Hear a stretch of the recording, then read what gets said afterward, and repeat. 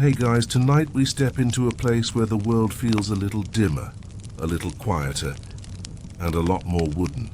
You're in Edo, the bustling capital of Tokugawa, Japan, though honestly it's less Tokyo skyscraper and more wooden matchbox waiting for a sneeze. The streets stretch out like veins, narrow and lined with paper screens, bamboo poles, and houses that could be undone by a stray candle flame. The smell of soy broth hangs in the air, mixed with damp straw mats and the faint tang of smoke from someone's evening hearth. You probably won't survive this. Statistically speaking, most residents of Edo didn't make it through life without losing at least one house to fire. But hey, no pressure. So before you get comfortable, take a moment to like the video and subscribe, but only if you genuinely enjoy what I do here. And I'd love to hear from you. Drop your location and your current local time in the comments, because imagining this journey across the world somehow makes it feel warmer. Now, dim the lights, maybe turn on a fan for that soft background hum, and let's ease into tonight's journey together. You trudge along the rutted dirt road that curves between rows of merchant houses. The lanterns above your head wobble in the slight evening breeze, their paper skins glowing orange, as if they're trying not to burst into flame themselves. You feel the presence of thousands of people tucked into this wooden hive, artisans hammering by candlelight, children sneaking rice crackers from clay jars, women folding futons for the night. It's oddly soothing, though you keep catching yourself glancing toward the rooftops, half expecting a spark to leap across the sky. What defines this city isn't just the trade, the gossip, or the endless bureaucratic edicts nailed to boards. It's the quiet dread of fire. Edo has been called the city of fires, and for good reason. When everything from your roof tiles to your sliding doors is designed to be light, cheap, and easily replaced, it's also designed to burn like kindling. The fact that you haven't stumbled over a charred ruin tonight is almost suspicious. And so, out of this precarious balance, you find the quiet guardians of the night, the hikeshi, Edo's firefighters. Except they're not exactly lurking around with high-pressure hoses or Dalmatian mascots. No, they're a motley collection of artisans, laborers, and adventurers drafted into one of the most peculiar jobs in the Tokugawa world. Their duty is simple: protect the city from fire. Their reality is stranger. Many of them spend entire nights waiting for flames that never come. As you listen, the city is hushed, though not silent. Somewhere far off, you hear the faint clack of gaiter sandals and the hollow wooden strike of a night watchman's clapper sticks. That's the sound of routine, the eternal rhythm of Edo's nocturnal vigilance. A few carpenters whisper in the shadow of their shop, their laughter muffled. Somewhere else, a shamisen plucks a lazy melody, mingling with the hush of the Sumida River, and you imagine the hikeshi, wrapped in their padded coats, lingering in their firehouses. They are not heroic men charging into roaring infernos every night. Most of the time they're yawning, teasing each other, maybe gambling away half their stipends, all while waiting for the faintest sign of danger. Their padded coats are heavy, stenciled with proud insignia that look almost like fashion statements. Some nights the coats never leave the peg. Still they stand ready. If a spark turns into something more, the city transforms instantly. Drums, whistles, and shouts ripple through the darkness, and men scramble with ladders and hooks. You picture them sprinting barefoot across slick rooftops, their shadows flickering like ghosts against the glow. And if nothing happens, then the night just drifts like tonight, into a calm where the loudest sound is a cricket hidden in the grass by the roadside. The strange thing is, Edoites grew accustomed to this constant uncertainty. Fires weren't extraordinary. They were expected, like typhoons or tax collectors. Whole neighborhoods rebuilt themselves so often that carpenters practically had loyalty punch cards. Historians still argue whether this cycle of destruction and rebuilding gave Edo its unique resilience, or whether it was simply a sign of inefficiency that everyone politely ignored. And here's a quirky tidbit. Some citizens even treated fires as entertainment. When flames leapt up in the distance, crowds would rush to rooftops not to panic but to watch. Imagine your neighbor calling you over with, "Quick, there's a fire on the east side. Bring snacks." It was spectacle, terror, and boredom rolled into one. But tonight as you walk, there's nothing dramatic. No sparks, no smoke clouds, no shouts echoing through alleys. Just the eerie awareness that all this wood, paper, and straw might decide at any moment to betray you. You pull your robe tighter, listening to the water lapping against the river embankment. It's peaceful, but precariously so, like a candle flame that sways without ever going out. And as you settle further into this world, you can feel how every footstep is cushioned by the quiet labor of men waiting in the shadows. Firefighters who rarely met fire, whose true work was maintaining this fragile balance of vigilance and calm. They hover at the edge of your vision, guardians of a city that sleeps fitfully, never entirely safe, never entirely doomed. Tomorrow, maybe the bells will ring. But tonight you drift with them in the quiet. You step further into Edo's streets, and with each soft crunch of your sandals on packed dirt, you sense the quiet question. How did this city decide who would guard it from the flames? The hikeshi didn't just appear out of nowhere like some supernatural fire spirits. They were created by decree, plain bureaucratic ink on paper, the way most unlikely heroes are born. Back in the early 1600s, the Tokugawa shogunate faced a nightmare, an exploding population in a wooden city. Fires didn't just burn down houses, they burned down order, taxes, and the illusion of shogunal control. The Great Fire of Mireki in 1657, for example, left nearly 2/3 of Edo scorched. Afterward, the city rebuilt, because of course it did. But the shogunate realized rebuilding after every inferno wasn't a great long-term strategy. Their solution? Officially sanctioned firefighters. You watch as the story unfolds in your mind. Ordinary townsfolk, drawn from the ranks of carpenters, roofers, and laborers, are suddenly told that their hammer-swinging arms are now weapons against fire. The shogunate called them hikeshi, literally fire extinguishers. Their mandate wasn't noble in the cinematic sense. They weren't there to save kittens or cradle weeping children. Their job was to protect the infrastructure that kept Edo alive, especially the homes of samurai and the castles of the ruling class. And yet, you notice the irony. The earliest groups weren't made of professional firefighters. They were townsmen, thrown into the role because they already knew the material world of Edo. How to take down walls, how to cut beams, how to dismantle structures before fire consumed them.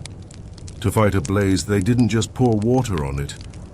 They ripped buildings apart with hooks, creating fire breaks like surgeons amputating limbs to save the body. Of course, in typical Edo fashion, there wasn't just one type of hikeshi. There were the machibikeshi, recruited from common townsfolk to protect merchant districts. Then there were the jobikeshi, samurai-appointed squads tasked with safeguarding shogunal and daimyo properties. It didn't take long before turf wars brewed between the two, because naturally, even in a city that could combust at any moment, people still found time to argue over who got the glory. You can almost picture the recruitment process. Carpenters with broad shoulders being tapped on the arm, roof tilers suddenly handed a coat with bold insignia, merchants' sons reluctantly donning helmets that made them look braver than they felt. The hikeshi weren't volunteers, they were drafted. And because this is history, You already know what happens when you draft humans into dangerous jobs. They start scheming for better perks, louder pride, and sometimes more excuses not to work too hard. Historians still argue whether the hikeshi were truly effective in their first decades, or if they were mostly symbolic, existing to give the illusion that the shogunate was in control. After all, when your city is 90% combustible, how much can a few bamboo poles and buckets really achieve?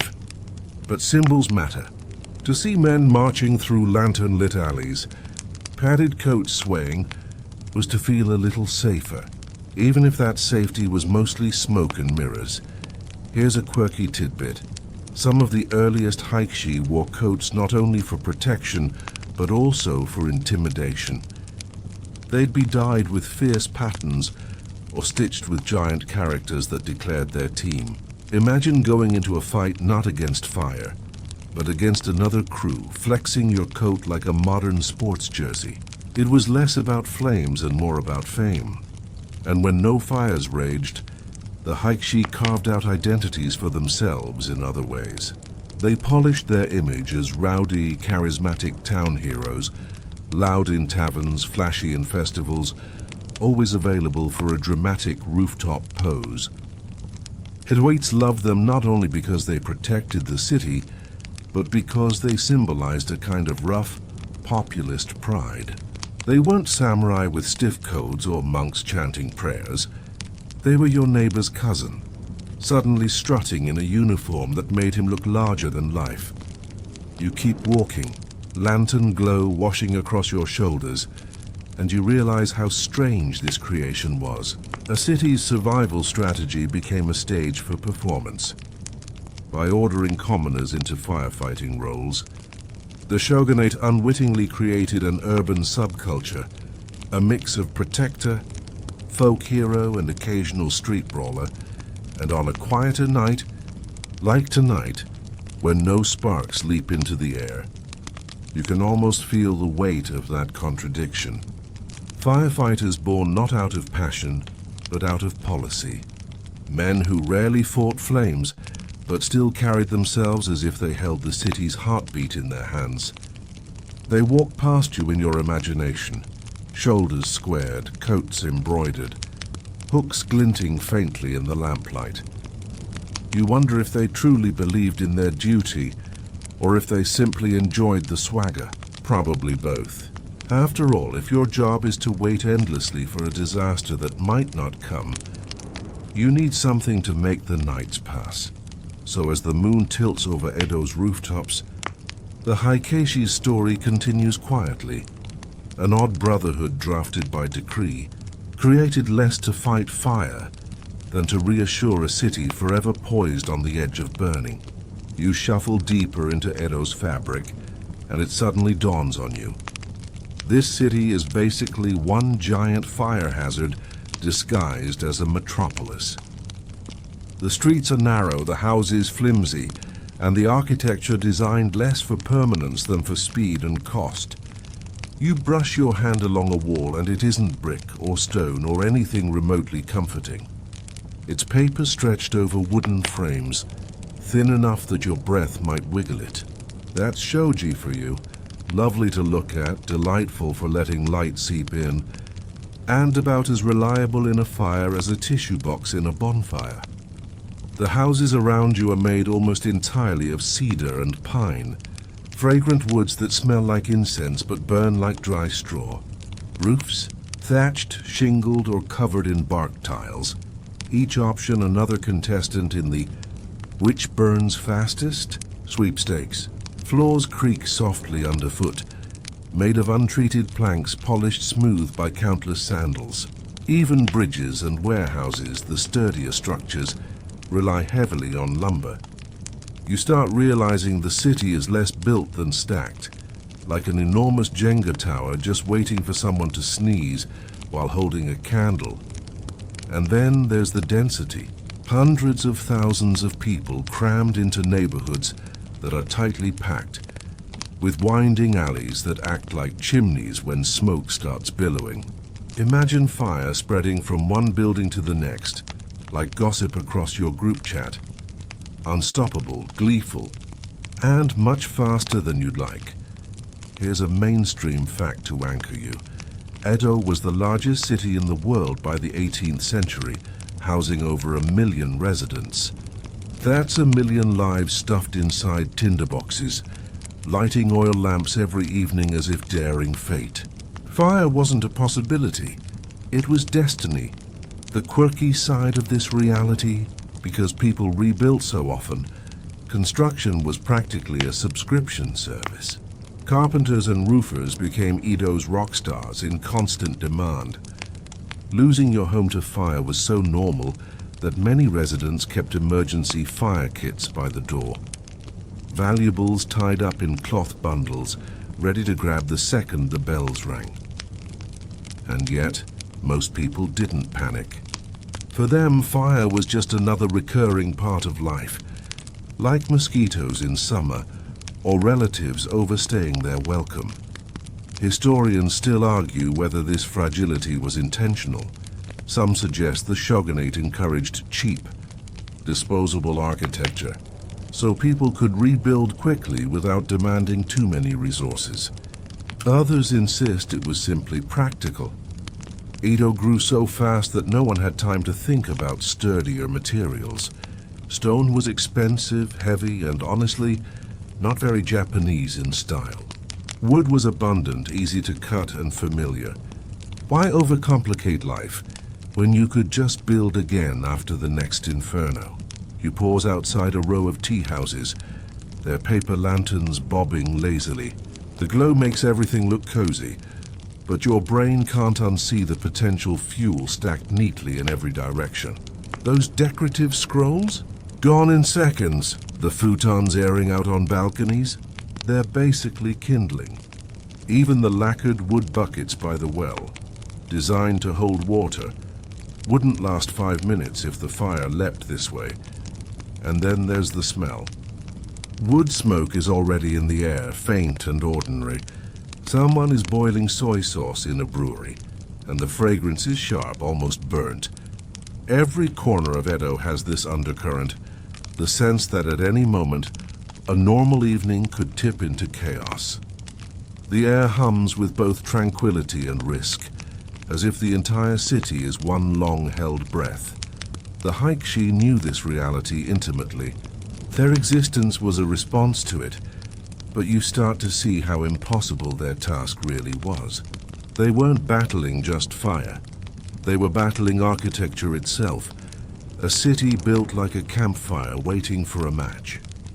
Most nights they could only watch, waiting for the inevitable, knowing that no amount of buckets or hooks could ever fully tame Edo's appetite for flames. And yet, oddly, this fragility gave the city its rhythm. Fires tore neighborhoods apart, but they also refreshed them. New houses sprang up, often with subtle design tweaks. Families shifted, communities reshaped, and festivals marked the resilience of survival. Edo was always on fire, but it was also always renewing itself, like a phoenix perpetually catching and shedding sparks. As you continue walking, your sandals scraping softly, you wonder how people slept in such conditions. Did they close their eyes peacefully, trusting the hikeshi and the gods? Or did they lie awake, ears tuned for the telltale clang of fire bells? Probably both. Humans can get used to anything, even the idea that your home is basically made of tinder.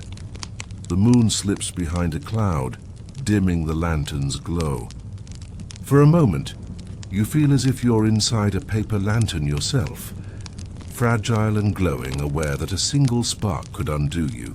It's beautiful and deeply unsettling, and it's here in this delicate balance between comfort and catastrophe that the hikeshi played their strange, quiet role. You keep walking, and the city reveals its defenses, if you can call them that. For all the fragility of Edo's wooden and paper houses, its answer to fire was disarmingly simple. Buckets, bamboo, ladders, and hooks. No gleaming fire engines, no heroic water cannons. Just the humble tools that anyone could carry, swinging and clattering as men ran through alleys. Picture the bucket brigades first. Imagine a line of townsfolk stretching from a well to a fire, passing wooden pails hand to hand in a rhythm that was almost musical. Splash, refill, pass, splash. It wasn't glamorous, and the results were frankly questionable. A well-organized brigade might slow a blaze, but against roaring flames, those buckets were like teaspoons against a flood. Still, the act mattered. It gave people the sense they were doing something, that the city wasn't surrendering entirely to the fire's appetite. Then there were the bamboo poles, long, flexible, and capped with hooks or blades. Hikeshi wielded them not to douse flames, but to tear structures down. Their philosophy was harsh but practical. You couldn't always put out a fire, but you could stop it from spreading. So they'd rip roofs apart, topple walls, and carve fire breaks right through neighborhoods. It was destructive by design. Better to lose a few houses than the entire district. A mainstream fact here. The official firefighting tactic of Edo was called uchikawashi, meaning demolition from within. Firefighters weren't saviors of property. They were destroyers in the name of preservation. Their neighbors understood this, even if it hurt. Watching your house pulled down by hikeshi must have been like watching a doctor amputate your leg. Necessary but brutal. And here's a quirky tidbit. The water in Edo's wells wasn't always fresh or abundant. During a fire, hikeshi sometimes dumped anything they had on hand. Dirty water, sake, even miso soup if things got desperate. Picture it. Steaming soup sloshed over burning beams, sending up clouds that smelled like dinner. Fire prevention and seasoning in one messy package. Historians still argue whether these simple tools made much difference against the infernos that routinely swept Edo. Some say the tools were symbolic, more about morale than effectiveness, while others argue they at least slowed flames long enough to save lives. After all, when fire tore through a city of 1 million, even delaying it by an hour could mean thousands more survived. You wander toward a small square where ladders lean against a firehouse wall. They aren't sleek aluminum things, but heavy, rough-hewn timber lashed together with rope. Imagine carrying one of these monsters through a crowded alley, trying not to smack an unsuspecting bystander in the head. Yet hikeshi prized them. From high perches, they could spot weak points in a blaze or swing their hooks down to snag beams. The irony, of course, is that many of these tools doubled as weapons. Bamboo poles made excellent brawling sticks, and firefighting crews often used them as such, against rival brigades, not flames. You can almost hear the crack of bamboo clashing on bamboo, echoing in alleys while a fire smolders quietly a block away. On nights when no flames rose, hikeshi trained with these tools. You see them in your imagination. Barefoot men stripped to the waist, swinging poles in arcs under torchlight, shouting chants to keep rhythm. The neighbors watch from doorways, amused and comforted. It's equal parts drill, performance, and entertainment. The city itself played a role too. Wells were dug across neighborhoods, not just for drinking, but as vital nodes in firefighting. You pass one now, its stone lip slick with moss, a bucket resting beside it. The moon reflects faintly in the water, and you realize how little stands between tranquility and catastrophe. That single well might one day determine whether this block survives or vanishes into ash, and always the hikeshi waited. Their coats hung by the door, their poles stacked neatly. Most nights were uneventful, filled with yawns and card games. But their tools stood ready, a promise etched into wood and water. You picture it now, the sudden clang of a fire bell, the scramble of feet, the thud of ladders hoisted onto shoulders. A bucket drops, spilling water across the dirt. Someone shouts. The crew runs toward the glow on the horizon. In the distance, neighbors form a line, passing pails hand to hand. Each splash a tiny defiance against the blaze, and you know, deep down, that for every grand inferno that consumed Edo, countless small fires were stopped by those simple, stubborn tools. Buckets, bamboo, and bravery, Edo's fragile shield against its own fragility. You pause in your wandering as a group of men swagger past, their coats hanging heavy on their shoulders, stiff with layers of quilted cloth. The air shifts, not because of smoke, but because of attitude. These are hikeshi, and you can tell immediately, not just because of their tools, but because of their uniforms, which are less about protection and more about making a statement. The coats are called hanten, thick, padded garments dyed with bold indigo blues and decorated with enormous emblems on the back. At first glance you think, practical fire gear, but look closer. It's almost theatrical. The padding helps a little against sparks, sure, and the dense stitching absorbs water when the coats are soaked before action. But the true function? Image. Each coat is emblazoned with a symbol that shouts, "This is my crew, this is my pride." A mainstream fact here, hikeshi coats were often reversible. On the outside, they looked uniform and understated, perfect for official duties. But when the danger had passed, or when men wanted to show off, they flipped them inside out. Suddenly you'd see vibrant designs, dragons swirling across fabric, koi swimming upstream, cherry blossoms scattering in imagined wind.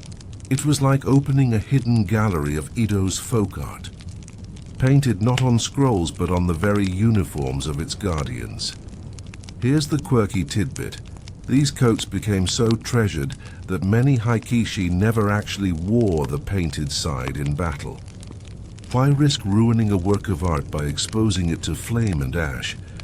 Instead, they'd save the inside for festivals, parades, or those moments in taverns when a little accidental wardrobe display might impress a crowd. Imagine a firefighter today unzipping his jacket to reveal a mural of Godzilla battling a thunderstorm, same vibe. Historians still argue whether these uniforms fostered genuine solidarity or whether they mostly stoked rivalry. After all, when each crew flaunted its own designs, it wasn't just about identity. It was about one-upping your neighbors. And in a city where bragging rights mattered, uniforms became flags in an endless contest of style. You notice how the coats hang heavy, the men walking with an almost exaggerated roll in their steps. Their sandals slap the ground, but the coats sway like armor, as though the hikeshi are less firefighters and more warriors of fabric. They tug their sashes tighter, hooks gleaming at their sides, but their posture says more. We are not afraid, and the accessories only add to the swagger. Headbands tied tight to keep sweat from dripping into their eyes, heavy gloves of woven fiber, sometimes even helmets, though they look more ceremonial than practical. In the dim glow of Edo's lanterns, the hikeshi could be mistaken for kabuki actors strutting home after a performance. The irony doesn't escape you. The city's residents depended on these men in moments of terror, yet most of the time what they noticed was the fashion. Kids mimicked the walks, merchants gossiped about which crew had the flashiest coat, and artists immortalized the styles in woodblock prints. Firefighting wasn't just a duty, it was an aesthetic, and perhaps that was the point. In a city that lived under constant threat of disaster, appearances mattered. A uniform that shouted courage could calm panic before water ever touched flame. Edo's hikeshi were both guardians and symbols, their presence as reassuring as their actual deeds. You watch one of them shrug his coat tighter, the painted koi on the inside flashing briefly, before he folds it shut again. The image lingers in your mind. Strength, beauty, vanity, and duty all stitched into a single garment. And in that moment you understand. For Edo's firefighters, survival wasn't just about fighting fire. It was about performing confidence, wearing pride like armor, and walking through a fragile city as though they were invincible. You tilt your head back and there it is, a silhouette rising above the cluttered rooftops, skeletal yet commanding, a fire watchtower. At first it looks like a child's toy left behind, an oversized ladder propped into the sky.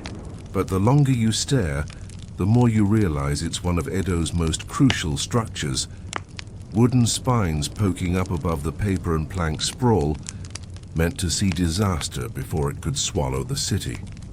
These towers dotted Edo like nervous sentinels, some in merchant districts, others near samurai compounds, all of them manned by watchmen with sharp eyes and sturdy nerves. Their job was simple: climb up, stay awake, and spot the faintest trail of smoke curling from a roof. It sounds almost relaxing, until you remember that on a windy night, spotting smoke was like watching your whole block's eviction notice being written in the sky. A mainstream fact, these towers were equipped with bells, enormous iron gongs whose sound could ripple through the city. When a watchman struck one, the clang echoed like thunder, waking neighborhoods instantly. Each series of clangs carried a code, pointing firefighters to the location of the blaze. In a city without street numbers or megaphones, those towers were the closest thing Edo had to a GPS for disaster. The quirky tidbit? Some watchmen were notorious for ringing the bells too enthusiastically. If a whiff of smoke from a kitchen fire sent them into panic mode, whole neighborhoods bolted from their futons, only to discover that Mrs. Tanaka just scorched her tofu. You can imagine the grumbling. Great. We all froze our toes off, because some guy can't tell tofu. Smoke from doom. False alarms were part of Edo's. Insomnia. Historians still argue whether these towers genuinely reduced damage, or if they mostly created panic drills. Some evidence suggests fires spread too quickly for early detection to matter.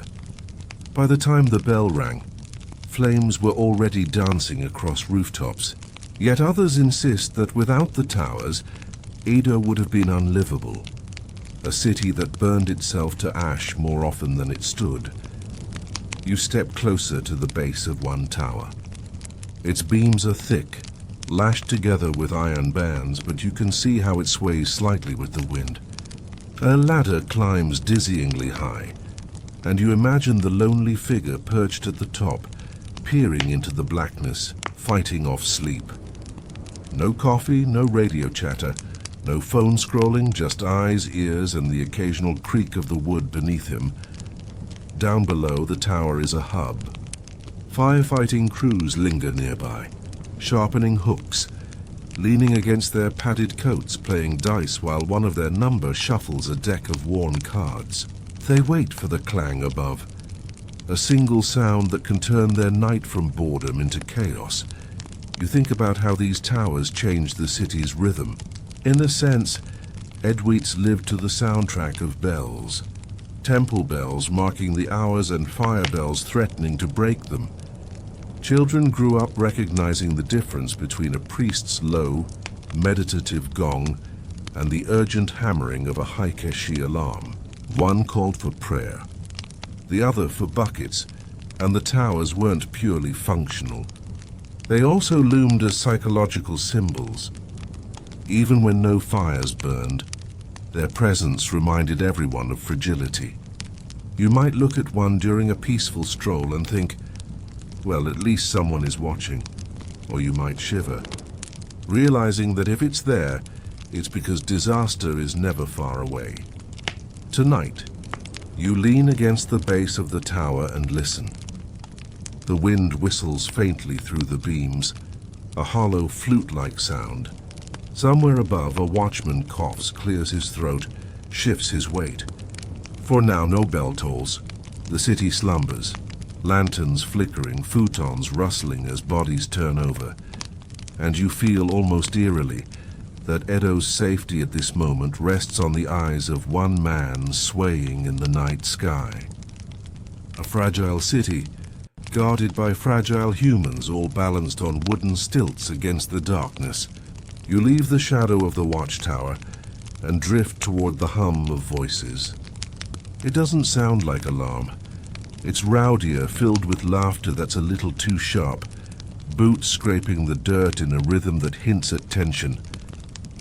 And then you see it.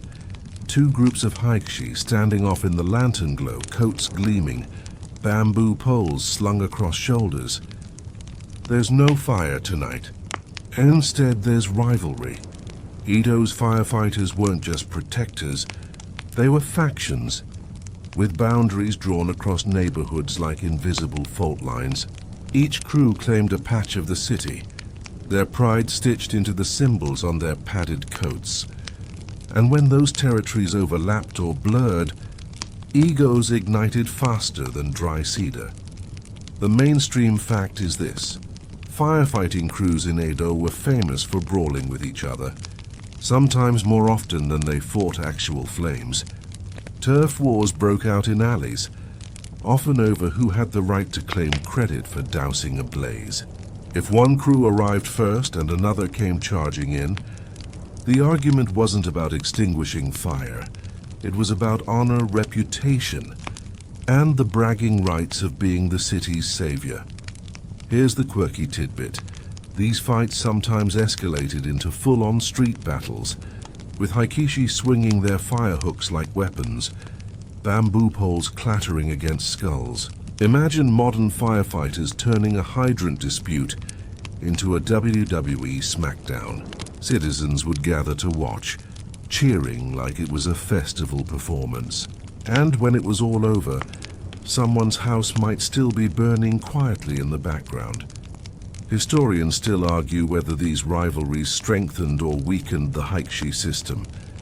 Some say the competition kept crews sharp and motivated. They always wanted to be the first, the bravest, the loudest. Others argue it wasted energy, turning potential allies into enemies while the flames laughed overhead.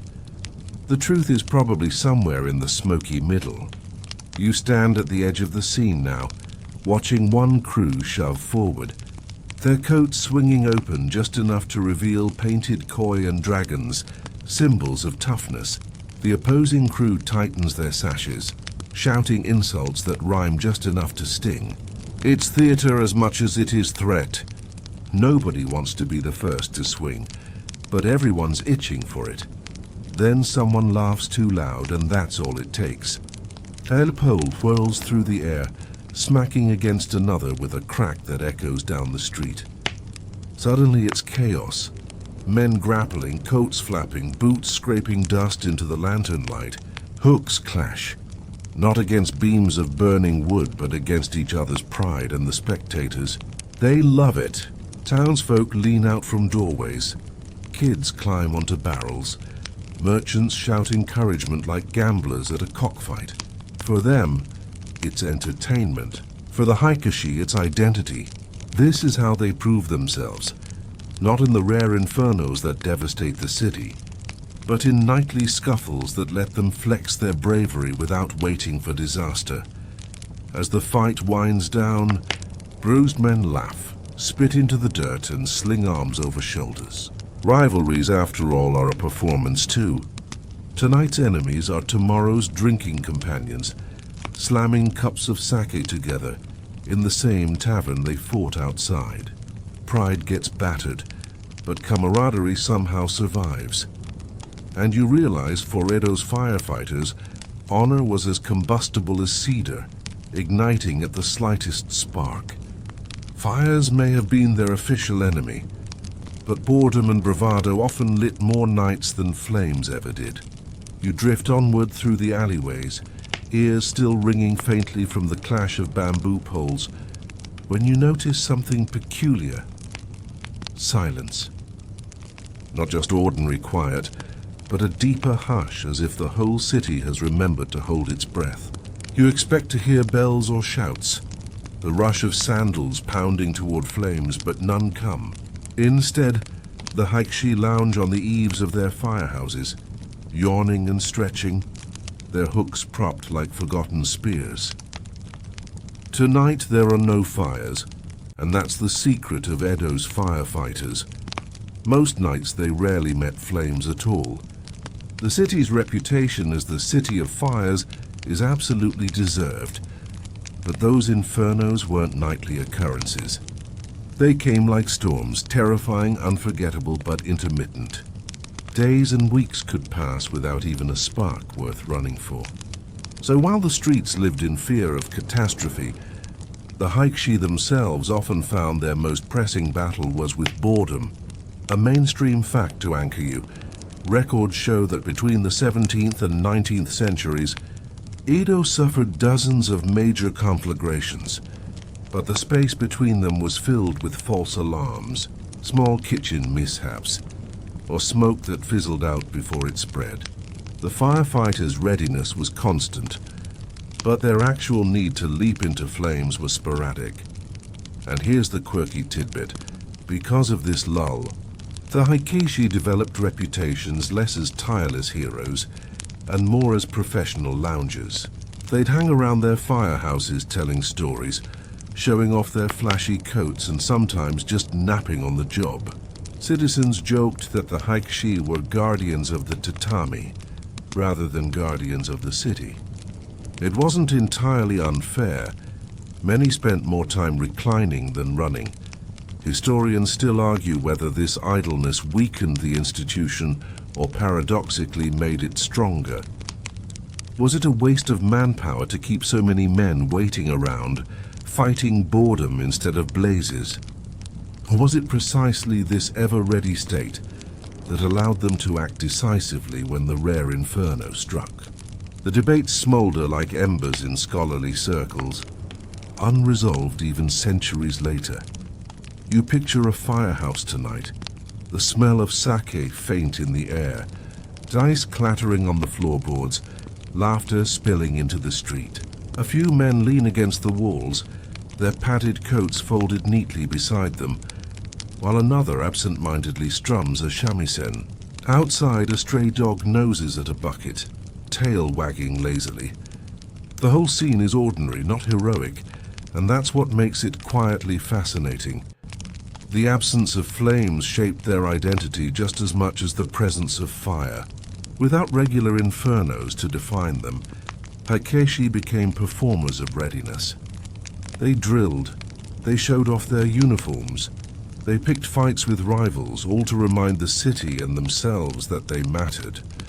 Their lives were punctuated by catastrophe, but mostly filled with the long, yawning spaces between. As you lean against a post, you can almost feel the weight of that monotony. Imagine waiting every night for the one event that justifies your existence, and finding instead only the sound of crickets and the slow drip of water from a roof gutter. It's no wonder the hikeshi cultivated swagger. Without it, they might have dissolved into irrelevance. The lanterns flicker in a breeze, and a watchman somewhere above strikes his wooden clappers once, twice, not for alarm, just to mark the hour. The hikeshi glance up, then go back to their dice game, unconcerned. Tonight, like so many nights, Edo will not burn. And so the guardians remain in their limbo, suspended between vigilance and idleness. Heroes without a stage. You ease further along the street and peek into a courtyard where the hikeshi are gathering. No flames lick the night sky, no smoke curls into the wind, yet the men move with deliberate focus. They grip their bamboo poles and padded coats, circling one another like actors rehearsing for a play. And in a sense, that's exactly what they're doing, training for disasters that may never come, sweating under torchlight against phantom enemies. A mainstream fact, Edo's hikeshi held regular practice drills, often choreographed like elaborate performances. They balanced on ladders, scrambled across rooftops, and swung their hooked poles with loud shouts. The drills weren't only about skill. They were about keeping bodies limber and spirits sharp in a city that burned unpredictably. A man who spent weeks dicing in a tavern needed to prove he could still climb when the bell finally tolled. You watch one crew now as they heave a ladder into the air. The thing looks more like a battering ram than anything built for agility. Yet two men hoist it with ease, planting it against the roof edge. Another scrambles upward, bare feet gripping the rungs. His balance so casual you'd think he'd been climbing rooftops since childhood, which, honestly, he probably had. When he reaches the top, he swings his pole dramatically, stabbing at the dark sky like he's slaying invisible dragons. Here's the quirky tidbit. Some drills became so theatrical that they blurred the line between preparation and performance. Crowds gathered to watch hikeshi balance on ladder tops, striking daring poses that looked more like circus acts than firefighting. Men would stand on one foot, stretch their arms wide and hold their hooks aloft while onlookers gasped. These stunts didn't save houses from flames, but they did win cheers, respect, and sometimes free drinks. Firefighting as performance art. Only in Edo historians still argue whether these training sessions were genuine readiness or carefully curated bravado. Did the men truly sharpen their skills, or were they polishing an image more concerned with impressing neighbors than preparing for disaster? Some scholars suggest both. Drills served practical purposes, but the spectacle was too intoxicating for a city hungry for heroes. You notice how the men chant as they move, short, rhythmic shouts that time their actions. When one crew raises a pole, others respond with a chorus that echoes down the street. The sound is hypnotic, part ritual, part morale booster. You can almost feel the rhythm settling into your bones, as if your own body is being trained to join the flow. A boy peeks around the gate, eyes wide as saucers. For him, this is better than kabuki theater. He whispers each chant under his breath, mimicking the grip of a pole, imagining himself in a padded coat someday. The hikeshi glance at him and grin. They know they're shaping dreams tonight as much as they're preparing for fire. Between drills, the men sprawl on the ground, wiping sweat with towels, laughing about whose balance nearly failed, who looked the most like a show-off. The camaraderie is thick, woven through every grunt and joke. Training, after all, isn't just about skill. It's about bonding, reminding one another that when fire does come, they'll leap into it together, and you stand there, leaning against the gate, absorbing the hum of energy. No flames tonight, yet the air feels alive with possibility. The drills are both serious and playful, both necessary and absurd. You realize this is Edo's strange rhythm, a city forever preparing for disaster, often through practices that look more like art than survival. When the torches burn low, the men finally roll up their ladders, stack their poles, and drape their coats over shoulders. The courtyard falls quiet again, leaving only the faint smell of sweat, smoke, and wet wood. The boy slips away into the night, chanting softly to himself, and you too drift onward, carrying the echo of voices that trained against shadows. You wander deeper into the heart of Edo, where narrow alleys open into a small square. There the hikeshi gather not with tools in hand, but with voices raised. At first you think they're quarreling again. After all, these men are professionals at making noise, but no. The rhythm is different. Their voices rise and fall in unison, punctuated by the beat of palms against thighs. These are the work songs of Edo's firefighters. A mainstream fact, chants and songs were central to hikeshi culture. They weren't merely for morale. They also served as communication in the chaos of smoke and flame. A shouted rhythm kept bucket brigades in sync, ladders moving smoothly, and men coordinated across rooftops. In the roar of an inferno, a familiar chant could cut through panic better than any order barked in confusion. You stand to the side, listening as the men shout short, staccato calls. "Yo!" one bellows, and the rest reply in a chorus that rattles the night air. They stomp, they clap, they move their bodies like a living drum. It's primal, almost hypnotic, and for a moment you forget there's no fire, no crisis. It feels ceremonial, as if they're summoning bravery itself from the air. Here's the quirky tidbit. Some of these chants were bawdy, laced with jokes and wordplay that wouldn't exactly pass the shogunate's censors. Firefighters would improvise verses about rival crews, local merchants, or even the unlucky tofu seller whose stall caught fire last week. Imagine sea shanties, but with the occasional roast session slipped in for spice. Edgewaits passing by sometimes pause to chuckle, shaking their heads at the audacity. Historians still argue whether these songs had roots in older work chants from agricultural villages, or if they were born entirely in the firehouses of Edo. The overlap is fuzzy. Did the firefighters borrow rhythms from farmers hauling rice?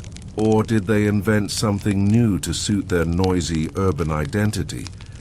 Whatever their origin, the chants became inseparable from hikeshi culture. You picture a bucket brigade in action, men passing pails in a chain, each splash marked by a shouted beat.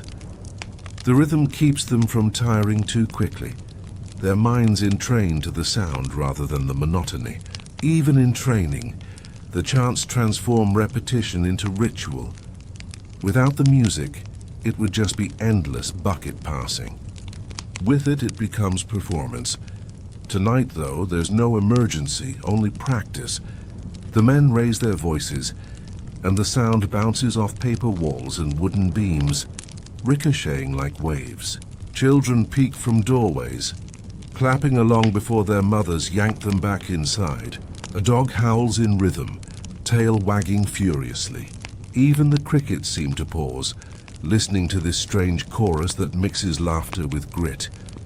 And when the chant ends, the silence feels heavier. The men grin, shoulders glistening with sweat. Someone cracks a joke about their rivals singing like crows, and the courtyard erupts in laughter. It's easy to see how these rituals bound them together. Not just comrades in fire, but a brotherhood of noise keeping each other awake in a city that always threatened to lull its protectors into complacency.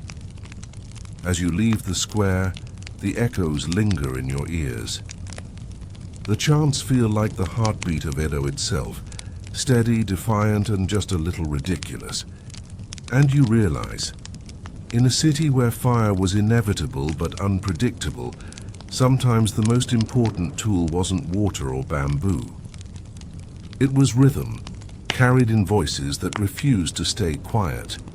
You step into a narrow lane where laundry lines sway above your head, and the air smells faintly of soy broth and damp cedar.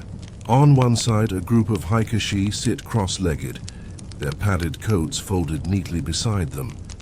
A few are carefully brushing the cloth, and as the fabric opens, you catch glimpses of brilliant designs. Flashes of red koi, curling waves, clusters of cherry blossoms drifting as if on a spring breeze. These aren't uniforms anymore. They're living canvases. A mainstream fact, Edo period fire coats known as hikeshi hanten were often adorned with elaborate motifs that carried symbolic meaning. Koi carp represented strength and perseverance, since they were believed to swim upstream even against waterfalls. Cherry blossoms symbolized the fleeting nature of life, blooming brightly only to fall quickly, a reminder that every house, every life in Edo could vanish in a moment's fire. The coats weren't just clothing. They were coded messages about courage and mortality. The quirky tidbit? These designs were usually hidden on the inside of the coats, only revealed after a blaze was subdued, or more often at festivals and parties. The hikeshi would peel off their smoke-darkened coats, flip them inside out, and suddenly transform into walking art galleries. Imagine firefighters today ripping off their turnout gear to reveal designer jackets covered in dragons and blossoms. In Edo, the reveal was half the fun. Historians still argue whether the imagery reflected genuine spiritual belief or if it was mainly fashion, a chance to flex artistry and taste. Some scholars suggest the symbols reminded hikeshi of their duty and mortality, keeping them humble before the flames. Others think the men simply loved looking impressive, their bravado stitched into every dragon scale and blossom petal.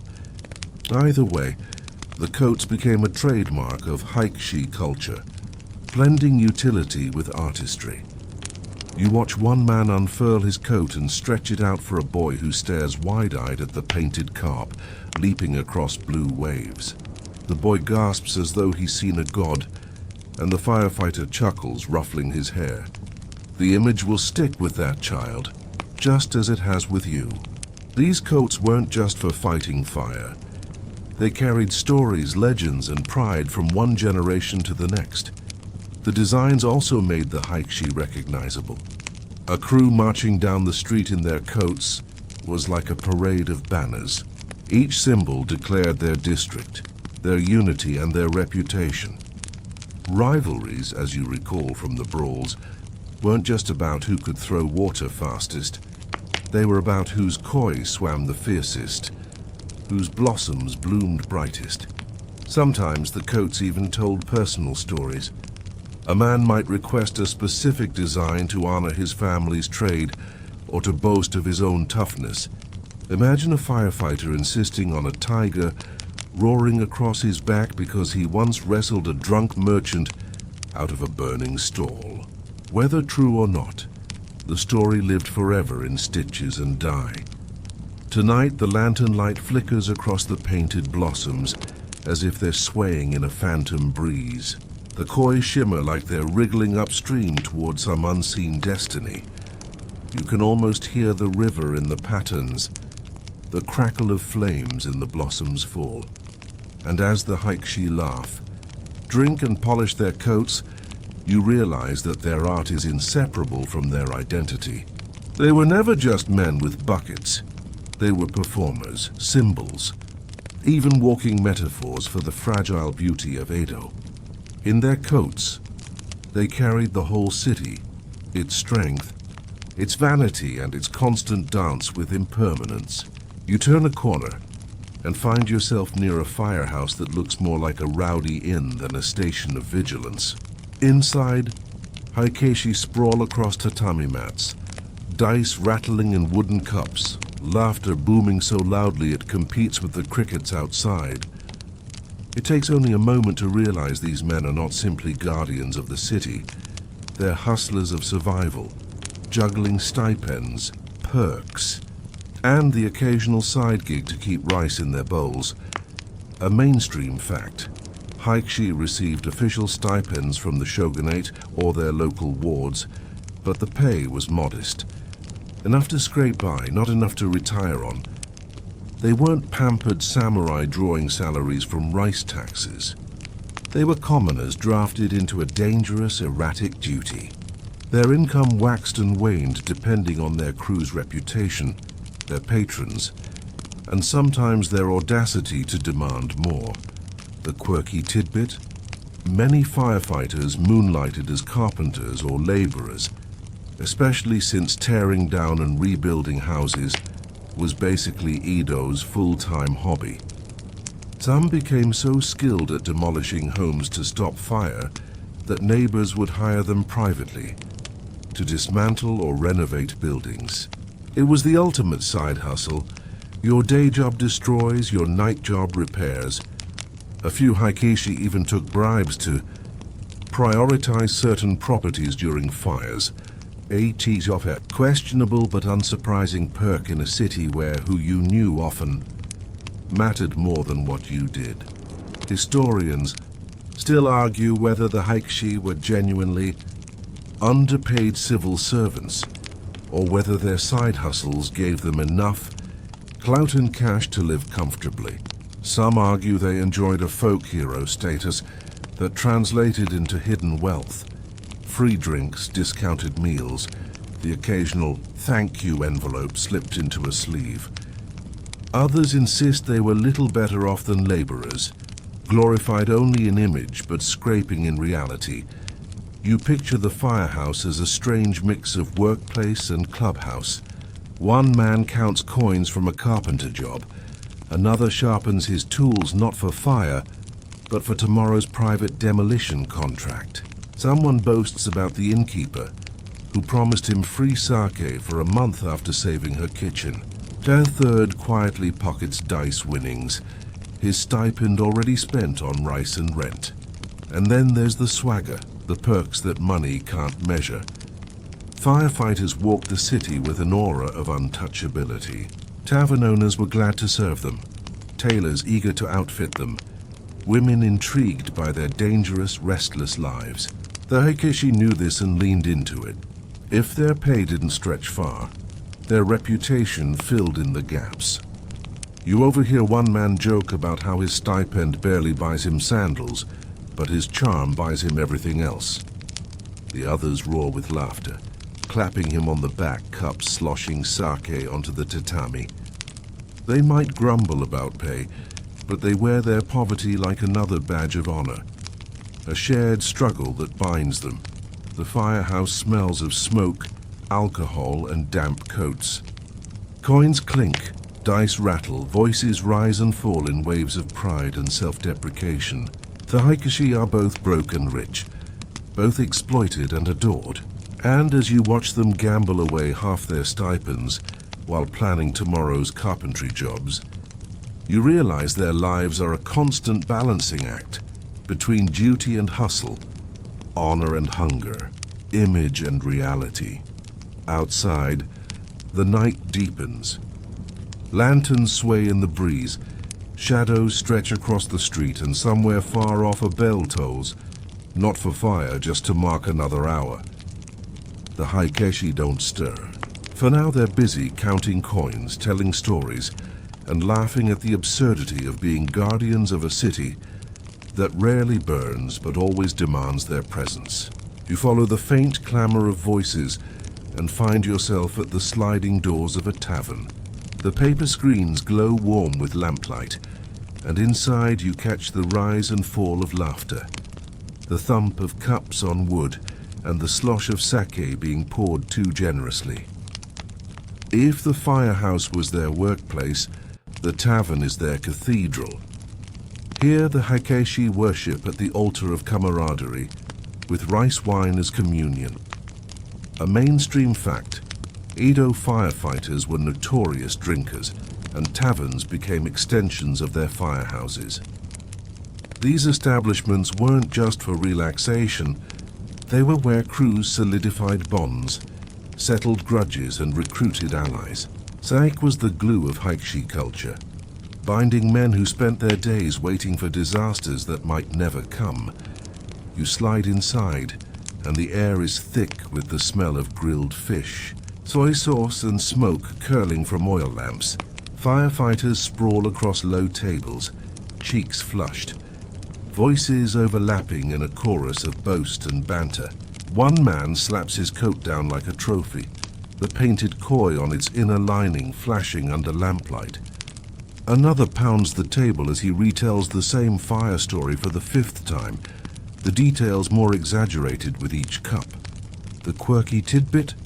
Fights often broke out in these taverns, not over fires, but over bragging rights and spilled sake. The same men who locked arms in bucket brigades might be found the next night wrestling each other into the dirt outside, egged on by cheering neighbors.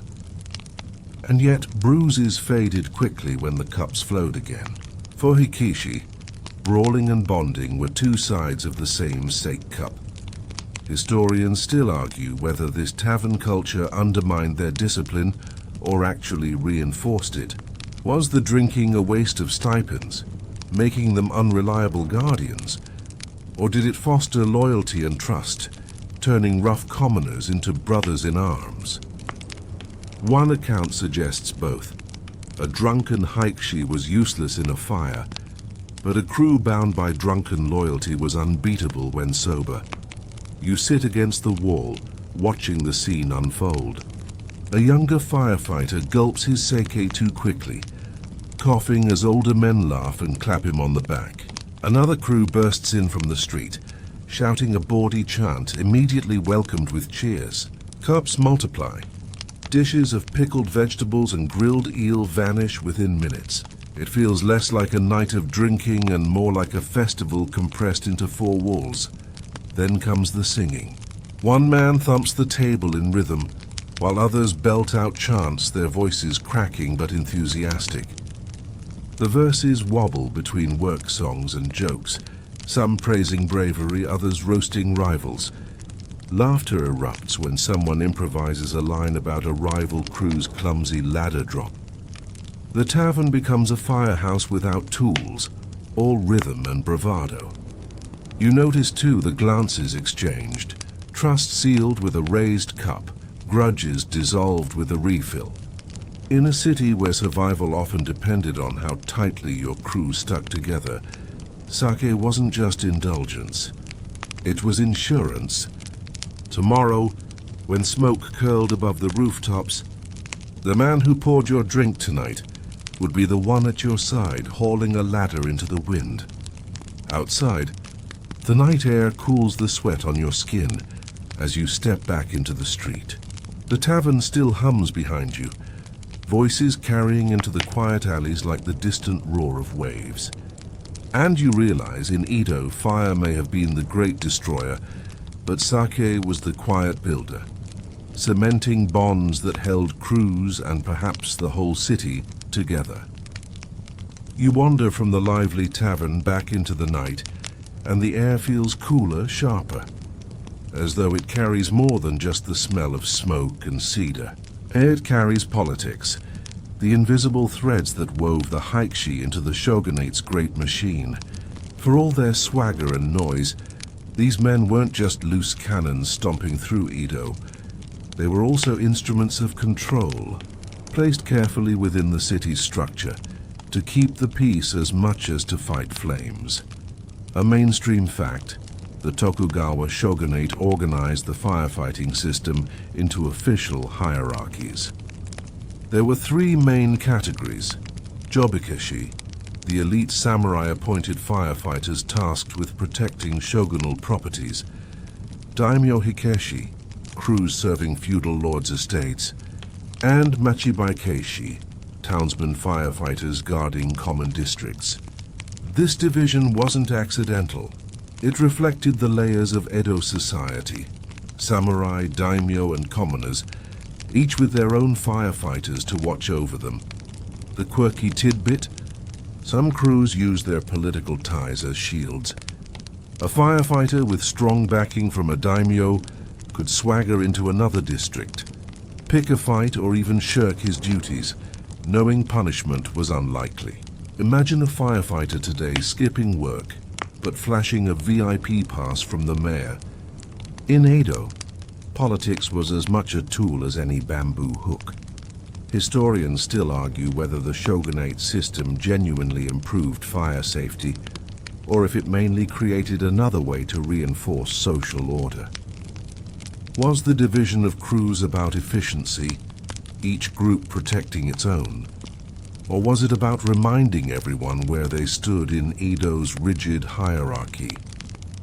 Some scholars believe firefighting was less about extinguishing flames than about extending the shogunate's arm into every corner of city life. You notice how even uniforms reflected this hierarchy. The coats of jobikeshi bore more formal patterns, their symbols grander, their pay slightly better. The machibakeshi, meanwhile, strutted through the merchant quarters with bravado, compensating for their lower status by sheer volume of swagger. Yet despite these divisions, the crews often found themselves in the same alleys, shoulder to shoulder, or fist to fist, when flames rose. The political entanglements went deeper. Firehouses weren't just stations, they were watch posts, The shogunate knew that groups of strong, restless men could be dangerous if left idle.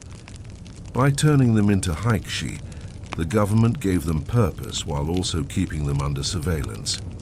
A firehouse doubled as a community anchor and a checkpoint of authority, reminding Edwards that even protection came from the shogun's will. You pause outside one such firehouse, noting the shogunate's crest carved discreetly above the door. It's easy to miss, but once you see it, you realize the message. Loyalty runs upward, even here. Inside, men laugh and gamble, but outside, the symbol looms quietly, tethering their antics to the state. At times, these politics erupted into tension. The Machibikeshi crew might resent the privileges of samurai firefighters. A daimyo's crew could barge into town, claiming priority even if the flames licked commoners' homes. The fire didn't care about class, but the system made sure everyone else did. And yet there's irony here. When the city did burn, those divisions blurred. A roof collapsing on your head doesn't ask whether you're samurai or merchant. In those moments, the politics dissolved into smoke, and men fought side by side, or at least close enough to save what they could. The night around you feels heavier now. The politics of fire weren't shouted in taverns or painted on coats. They were whispered in decrees, carved in symbols, embedded in who got protected first and who was left to ash. And you realize in Edo, even fire was political, and the hikeshi were as much pawns as they were protectors. You move through another district, this one quieter, lined with shop fronts shuttered for the night. Lantern light glows faintly through paper screens, casting silhouettes, merchants tallying coins, women folding clothes, children already asleep. But linger long enough, and you'll notice another layer. The women whose lives touched the hikeshi, shaping and being shaped by the rough fraternity of fire. A mainstream fact. While firefighting was a male domain in Edo, women orbited around the culture, in ways both practical and personal. Merchants' daughters, widows, or innkeepers often supported fire brigades with food, drink, and supplies. Women ran many of the taverns where hikeshi drank and fought, and in those spaces, they weren't just passive hosts. They managed rowdy men, negotiated peace, and sometimes became confidants to crews who lived in constant anticipation of catastrophe. The quirky tidbit? Hikeshi were considered highly eligible bachelors, romantically reckless but undeniably glamorous. Their padded coats, swagger, and reputation for bravery turned heads. Some women were drawn to the danger, whispering that being with a firefighter meant never knowing if he'd come back from the next blaze. Others rolled their eyes, muttering that hikeshi were more likely to be found drunk in a tavern than dangling from a rooftop. Both images were true, which only made them more intriguing. Historians still argue about the nature of these relationships. Were women genuinely enamored by the hikeshi's courage, or were they more interested in the social capital attached to their status as folk heroes? Some scholars suggest romances were fleeting, born of excitement and vanity. Others argue that hikeshi households reveal longer partnerships, with women running businesses, while their husbands balanced firefighting with side hustles. The truth, like smoke, is hard to pin down. You pass a doorway where a young woman lingers, peeking down the street as if waiting. A padded coat sways from her hand, folded neatly. Perhaps she's mended it for a lover or brother, patching tears from a training drill. The hikeshi were rough men, but someone had to sew their coats, wash their linens, prepare food when the firehouse stew ran dry. Women provided the invisible labor that kept the bravado intact. In the shadows of shrines, widows lit candles for husbands, lost not to fire, but to exhaustion, brawls, or illness. Firefighting was dangerous, yes, but so was the lifestyle. Cold nights on rooftops, heavy drinking, constant strain. The women who loved hikeshi often bore the grief of absence, rebuilding homes and lives alone. And then there were whispered romances, half approved, half frowned upon. Hikeshi strolling with merchant daughters after festivals, pausing just long enough for gossip to take root. A widow inviting a firefighter to her stall for extra sake. Neighbors raising eyebrows knowingly. Headers who thrived on gossip as much as on rice, and the hikeshi gave it plenty of fuel. Inside one tavern, you glimpse a woman balancing trays of sake cups, weaving between tables of shouting men. She isn't flustered. She's in command. A sharp word from her quiets a rowdy argument, and a playful wink starts laughter anew. She is both referee and queen, her role as essential as any bell tower. You realize then that women didn't fight flames directly, but they sustained the men who did, or at least claimed to. They mended, they scolded, they consoled, and sometimes they fell in love with the swagger, even knowing the swagger was stitched with danger. The night deepens, and the silhouettes behind paper screens blur as lamps dim. You walk on, thinking of the women of Edo, unseen guardians of the guardians, shaping the hikeshi's world with quiet strength, fleeting romance, and the patience of those who lived always half in the shadow of fire. You wander toward a small courtyard where laughter rings out in a higher pitch than usual. Not the rumble of hikeshi after too much sake, but the squeals and shouts of children at play. In the glow of a lantern, boys dash barefoot across the dirt, bamboo sticks in hand, pretending to wield the long hooks their fathers and older brothers carry. One boy climbs a low roof, arms outstretched in a wobbly balance, shouting triumphantly before tumbling into a pile of straw, unhurt but grinning.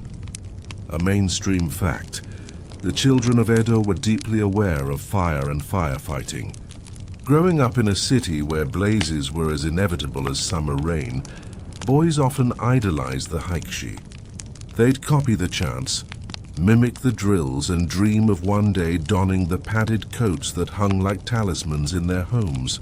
Becoming a firefighter wasn't just an occupation. It was a mark of toughness, swagger, and belonging. The quirky tidbit? Toy makers leaned into this fascination. Small dolls of hikeshi, complete with miniature coats and ladders, circulated in markets. Some children even fashioned their own fire gear from scraps, tiny padded vests stitched together from leftover cloth, bamboo twigs tied with string as hooks. You can imagine mothers rolling their eyes at boys parading around like miniature heroes, shouting chants that cracked in adolescent voices. Historians still argue whether this admiration represented genuine aspiration or simply childhood play. Did these boys truly dream of climbing smoky rooftops, or were they more captivated by the bravado and festival parades? Some scholars suggest that hikeshi embodied a rare form of folk hero in Edo, and children, especially sons of artisans, saw in them an escape from anonymity. Others caution that much of this was performance. When the time came, many boys quietly chose safer trades. You lean against a gate and watch as an older hikeshi joins the play. He towers over the boys but crouches low, laughing as he lets them tug at his sleeves. They chant in mock rhythm, passing an imaginary bucket line, their little arms pumping furiously. The man throws himself dramatically onto the ground, pretending to be defeated fire, while the boys cheer their victory. It's half game, half apprenticeship. The mothers, you notice, stand at the edges, arms folded. Some smile indulgently, others shake their heads. They know the danger, the cold nights, the tavern debts, the bruises from rival brawls. For them, the sight of their sons playing hikeshi is bittersweet. Innocent now, but possibly a prelude to real hardship. Still, the pull is undeniable. The padded coats hanging inside firehouses looked larger than life. The songs echo down alleys impossible not to memorize. Boys who watched their fathers or brothers rush toward smoke carried those images deep into their bones. To be a hikeshi was to step into legend, even if legend often reeked of sweat and disappointment. One child struts now, chest puffed out, imitating the walk you've seen grown firefighters perfect in taverns and drills. The others laugh, but they also admire him, their small eyes glinting with the same hunger. Childhood in Edo wasn't sheltered. It was steeped in fire's shadow. And so the games reflected reality. Mock fires, mock rescues, mock bravado. The night deepens and eventually the boys are called home. They scatter into alleys still chanting, bamboo sticks dragging behind them. The older hikeshi lingers for a moment, watching them disappear, before heading back to his own firehouse. You sense the cycle. Fathers shaping sons, sons dreaming of coats. The city endlessly producing new guardians who would mostly wait, sometimes fight, and always carry Edo's fragile fate on their shoulders. You drift into a quiet street, where the hum of laughter and chants fades, replaced by the solemn hush of memory. Here small shrines and stone markers dot the corners, their surfaces worn smooth by centuries of incense smoke and rain. Each one is a reminder of what Idwaits called the Great Fires. Blazes so catastrophic, they burned themselves into the city's soul. A mainstream fact, the most infamous was the Great Fire of Mereki in 1657, sometimes called the Furisode Fire. It tore through Edo for 3 days, killing tens of thousands and leaving 2/3 of the city in ruins. The devastation was so overwhelming that survivors nicknamed it the Edo Taika, Edo's Great Fire, echoing an ancient era name for massive conflagrations. Even a city accustomed to flames reeled at the scale of that disaster. The quirky tidbit: according to legend, the fire began when a cursed kimono was burned. The garment had supposedly been owned by 3 young women, each of whom died before wearing it. When the unlucky robe was finally destroyed at a temple, sparks leapt skyward, igniting the inferno. Was it superstition, coincidence, or just a bad day with the wind? Either way, the story stuck, adding a layer of ghostly dread to Edo's already fiery reputation. Historians still argue whether the fire's death toll was exaggerated to emphasize its impact, or whether official records underreported it to avoid panic. Some estimates say 100,000 perished, others suggest fewer. The truth is clouded, but the scale of destruction, temples, bridges, entire neighborhoods reduced to ash, is undeniable. You kneel by one of the stone markers, incense curling upward into the night. The carved characters commemorate not only the dead, but also the resilience of those who rebuilt. For Edo, fire wasn't just destruction. It was a cycle. Entire districts rose again within months, carpenters working tirelessly, families reconstructing homes with grim determination. The city carried its scars, but also wore them as proof of endurance. As you walk on, you notice more shrines dedicated to victims of other blazes. Each great fire had its own name, its own stories. The fire of 1703, the fire of 1788, each etched into collective memory. For those who lived through them, these weren't abstract dates. They were nights of fleeing barefoot, clutching children, dragging belongings in hasty bundles, and praying the wind would change. Tonight, the shrines are quiet. A few candles flicker, placed by families who still honor ancestors lost to flames centuries ago. You can almost hear the echoes of panicked cries, the rush of sandals on burning bridges, the hollow clang of fire bells that once rang until they cracked, and you realize for all the bravado of the hikeshi, for all the swagger of coats and chants, there were moments when fire simply won. The shrines remind you that beneath the swagger lay trauma, loss and grief that no amount of sake or song could fully erase. You bow slightly as you pass, not out of ritual, but out of instinct. The stones are cool, the air heavy with memory. Edo's great fires aren't just history, they're ghosts lingering in the lantern-lit streets, reminding everyone that beneath the quiet of tonight lies the possibility of another inferno tomorrow. You leave the shrines behind, their smoke curling skyward, and step into a broader avenue where rooftops stretch like rows of blackened teeth against the moon. The air feels restless, as though the city itself is daring someone to test it. And there, on a high ladder, you spot the hikeshi again, not rushing to any blaze, but striking poses as if the night were a stage, and they were actors rehearsing for applause. A mainstream fact. Edo's firefighters cultivated reputations for outrageous bravery, sometimes bordering on recklessness.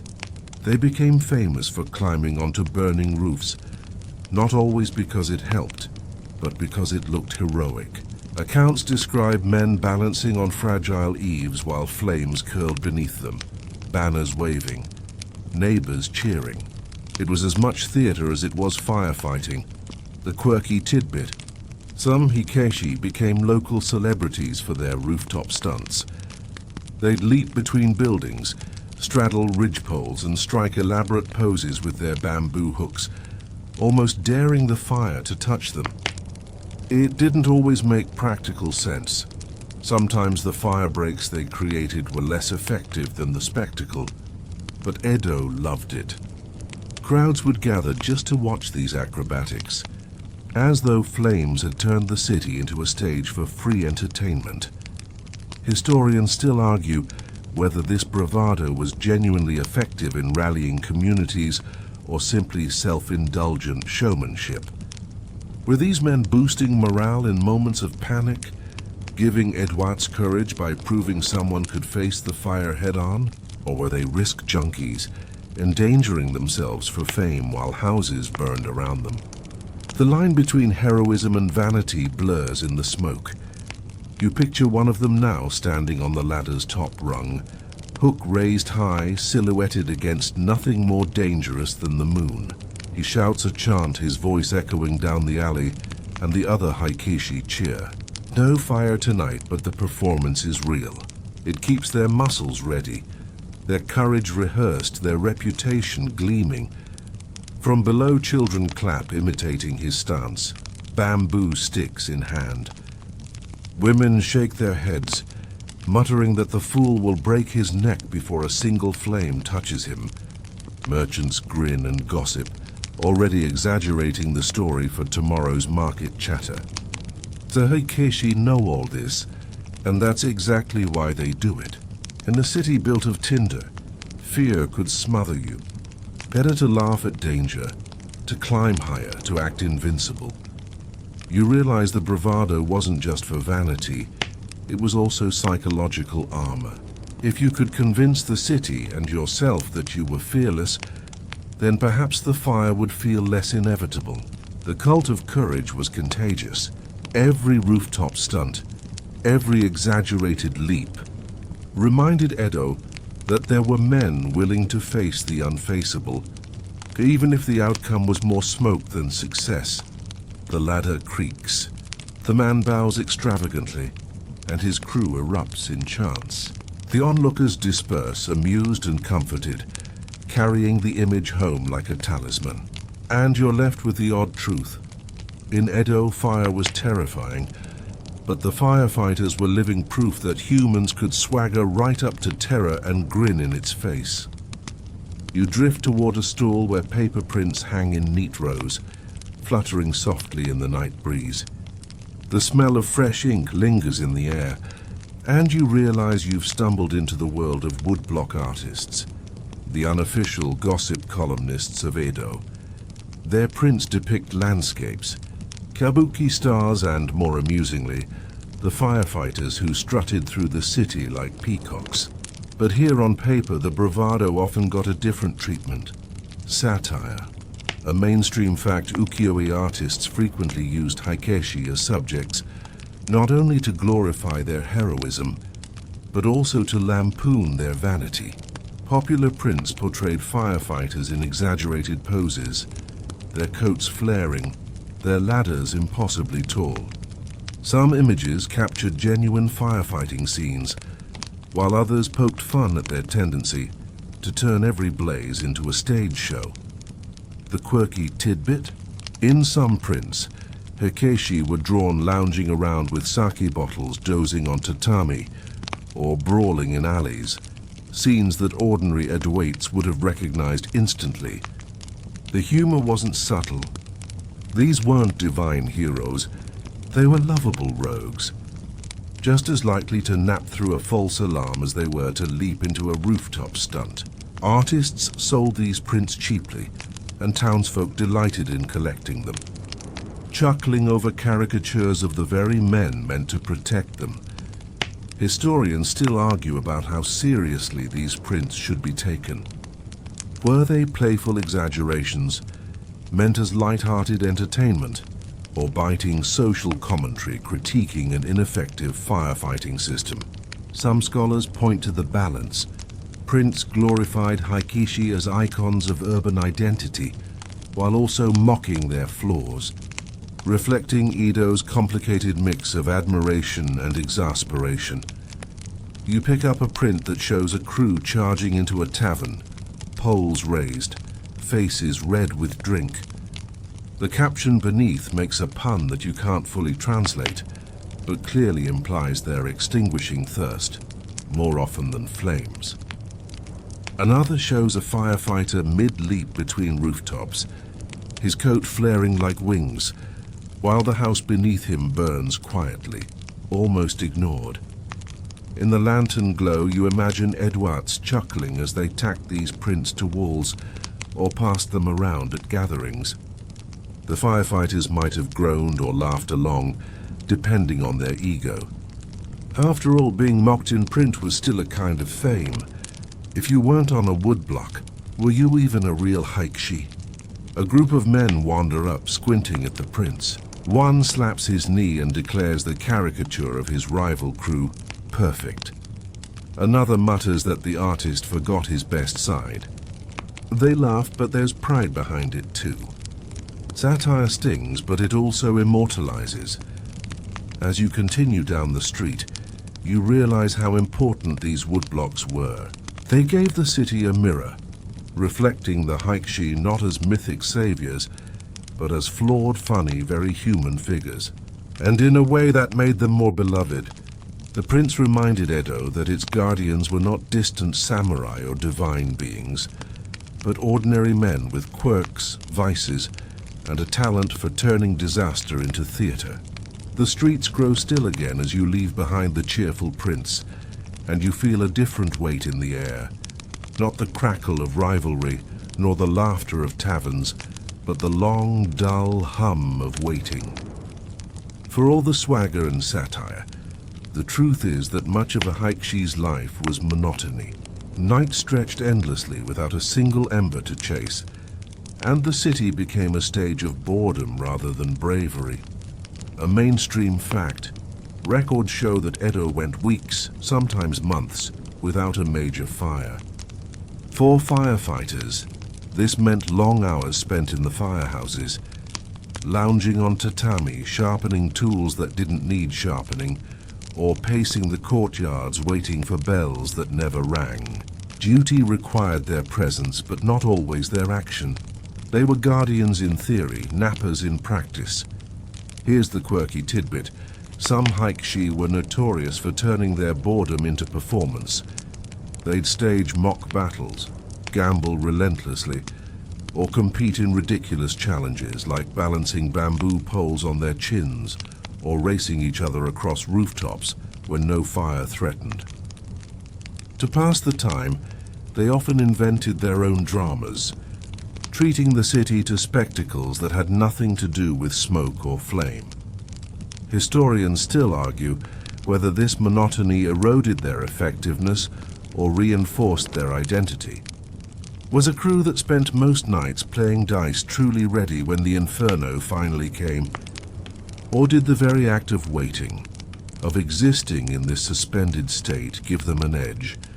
A constant readiness drilled not by fire, but by the anticipation of it. The debate lingers like smoke in an empty hearth. You picture a firehouse now, lanterns dimmed, men stretched out in half-sleep. One snores loudly, another scratches absent-mindedly at the embroidery of his coat. A few mutter through a lazy card game, their voices dull, stripped of swagger. Outside, the watchtower stands motionless, its guardian shifting on the ladder, fighting off yawns. Nothing stirs. The whole city feels like it's holding its breath for a fire that refuses to come. This monotony wasn't just inside the firehouses. The city, too, existed in strange calm between disasters. Streets bustled by day, but at night the absence of fire made everything feel oddly hollow, like a drum missing its beat. Residents still kept fire kits by their doors, still eyed lanterns nervously. But when nothing happened, their vigilance dulled. For many Edwards, fear came not from constant flames, but from constant waiting. The hikeshi filled this void with swagger. Their tavern brawls, their rooftop stunts, their flamboyant coats, these weren't just distractions. They were ways of reminding the city that the hikeshi mattered, even in the lull. The monotony demanded spectacle, otherwise they risked becoming invisible. You wander past a firehouse where the men sit silent, only the shuffle of dice breaking the stillness. The air is heavy with boredom, but beneath it runs a thread of tension. Every yawn carries the question, will tonight be the night? Every lazy laugh conceals the possibility that, at any moment, bells might shatter the quiet and turn languor into chaos.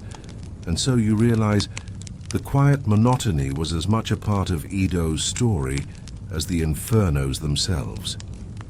The hikeshi lived in the long spaces between, defined not only by what they fought, but by what they waited for. You step into a district where the streets are wide enough to catch the moonlight, and the silence feels intellectual, almost like a library. It's fitting, because your mind drifts toward the historians who have spent centuries puzzling over the hikeshi. These men who strutted through taverns and perched on ladders like roosters left behind not only smoke and stories, but also questions that scholars still wrestle with. A mainstream fact: records of Edo's firefighting system survive in official documents, woodblock prints and personal diaries. They paint a vivid picture of hikeshi life, uniforms, tools, rivalries, and the famous fires they fought.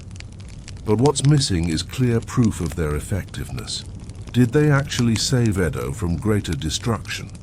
Or were they mainly ornamental, a kind of human insurance policy against panic? The quirky tidbit? Some accounts suggest that fires sometimes spread faster because of the hikeshi. Crews allegedly fought each other for bragging rights, delaying action while neighborhoods burned. Others whispered that firefighters loitered at taverns until a fire grew big enough to guarantee glory before they stepped in. Whether rumor or truth, these tales complicate the image of the fearless guardian. Historians still argue fiercely about whether the hikeshi were more help or hindrance. One camp insists they saved countless lives by tearing down houses to create fire breaks, preventing small blazes from becoming citywide infernos. Another counters that their primitive tools and frequent rivalries meant they achieved little more than controlled chaos. The debate isn't settled, and perhaps never will be. You imagine a group of scholars around a low table, scrolls and woodblock prints spread across it, voices rising as they argue over the hikeshi's legacy. One slams a hand down. They were essential to Edo's survival. Another scoffs. Essential? They destroyed as much as they saved. A third leans back, smirking, and mutters, maybe they just liked the outfits. The arguments feel eternal, like smoke curling but never clearing. As you walk, you consider the evidence yourself. You've seen the simple tools, the swaggering uniforms, the rooftop stunts, the tavern brawls. You've also felt the heavy silence of nights when fire never came, and the shrines to disasters when fire won utterly. Maybe the hikeshi weren't about efficiency at all. Maybe they were about symbolism, visible proof that Edwats weren't helpless, that someone was willing to stand on the rooftops and shout at the flames, even if it didn't always work. You pause outside another shrine, smaller than the ones you saw before. Its incense smoke curls in lazy spirals, and offerings of rice cakes sit in small bowls. Someone still remembers. Perhaps that is the hikeshi's truest legacy. Not whether they stopped every blaze, but that they left a mark so deep people still argue about them centuries later.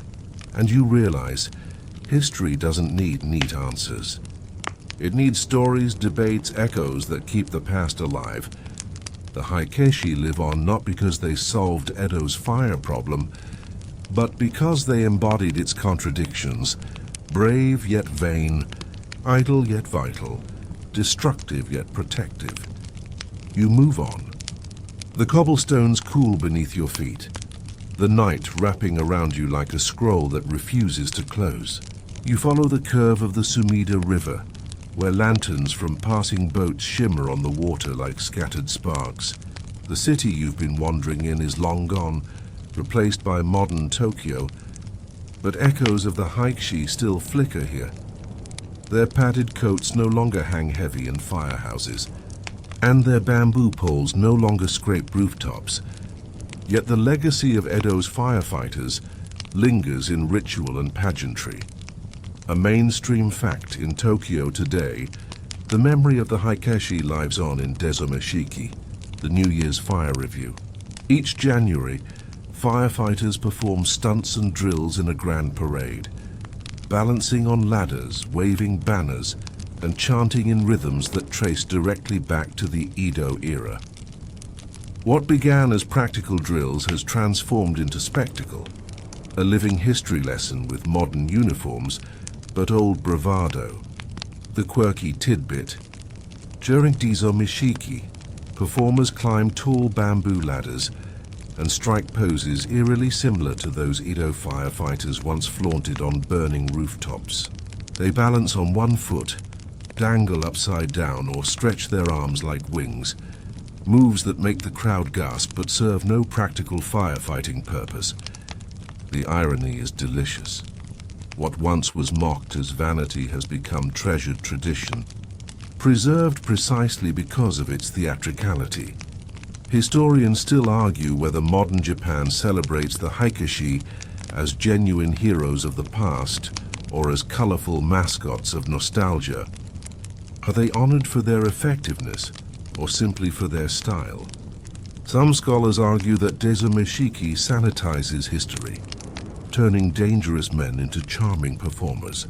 Others say it keeps alive the spirit of communal resilience, even if the details are romanticized. You imagine the parade, rows of firefighters in gleaming uniforms, ladders hoisted high, crowds clapping in rhythm. Children cheer, pointing at the acrobats balancing against the winter sky. The chants echo, not as commands in the smoke of burning Edo, but as echoes of a city long vanished. It's history turned festival, memory turned entertainment, and yet beneath the spectacle there is reverence. The padded coats of the hikeshi are displayed in museums, their designs studied as art, their bravery remembered even if their effectiveness is questioned.